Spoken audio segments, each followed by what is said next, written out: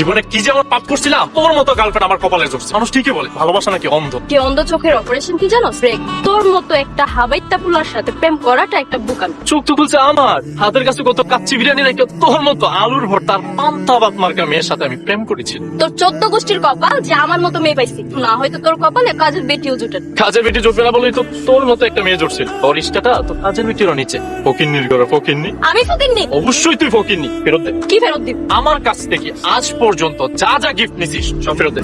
কালকে আবার এখানে আসবি, আমি তোর সব পই পই করে ফেরত দিয়ে দিব। যা। এখন তো আপনাকে হাজার হাজার পোলাপাইন মোটিভেশন দেয়, ওই হিসাব তো আসবেই। তোর দেয়া লাগবে না, তোর ভিক্ষা দিলাম। ভিক্ষা নেওয়ার মতো মেয়ে এ কি আনা? তোর গিফট আমি প্রয়োজনে ডাস্টবিনে ফালাই দিব, তাও বাসা রাখবো না। তোর সাথে আমার ব্রেকআপ, জন্মের মতো ব্রেকআপ। আজকের পর থেকে এই ফারহান তোকে চিনে না। আমিও তোকে চিনি না। আগামী 1 মাসের মধ্যে তোর চাইতে সুন্দর মেয়ে আমার গার্লফ্রেন্ড হবে।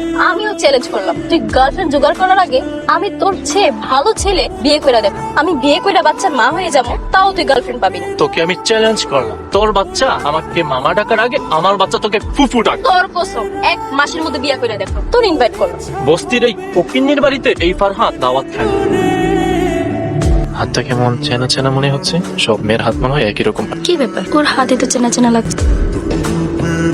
তুই এখানে আসিস কেন? আমি এসেছি নাকি তুই এসেছিস? খুব তো কইছিলি আমার কথা তোর মনেই পড়বে না, এখন তো আমাকে দেখতে সোজা চলে এসেছিস। এক্সকিউজ মি, আমি আপনাকে দেখতে এখানে আসি, আপনি বরং আমার বিয়ের কথা শুনে পাগলের মতো মাফ চাইতে চলে আসছেন। বাবা, আর বিয়ের শাড়িও দেখছি পরে আসছেন। যেন মাফ করে দিয়ে ডিরেক্ট বিয়ে করে ফেলি? জি না, এত সহজ না। ভন্ডামি রেখে সত্যি করে বল, আমার শ্বশুর বাড়ির ঠিকানা তোকে কে দিয়েছে? আমার বিয়ের গাড়ির পেছনে কুত্তার মতন দৌড়াইতে দৌড়াইতে চলে এসেছিস না? আমার বাড়িতে এসে আমাকে জিজ্ঞাসা করছিস আমার বাড়ির ঠিকানা আমি কোথায় পাইছি? তোর বাড়ি মানে? এইটা আমার বাড়ি।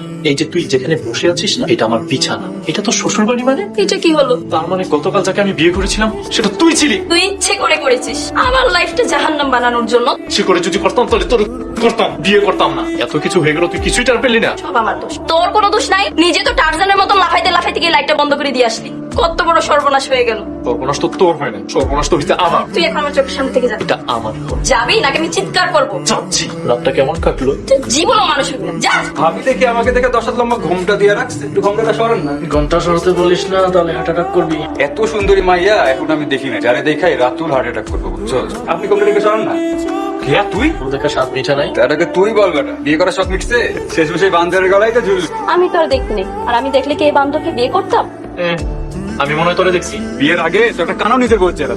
ওর উপরে প্রতিশোধ নেওয়ার জন্য তাড়াহুড়া করে বিয়েটা করছে। পায়েসে বলছে মেয়ে অসম্ভব সুন্দরী, তাই আর পাত্রী দেখতে যায়, ডিরেক্ট কবল বলে দিয়েছি। মা তো মিথ্যে কিছু বলে, আমি কি কম সুন্দরী নাকি? নিজের চোখে যা দেখছে তাই বলছে। সুন্দর হলে হয়, মানুষের আচার আচরণ ভালো হইতে হয়। তোর আচার আচরণ তো পুরো ডাইনিদের মতো।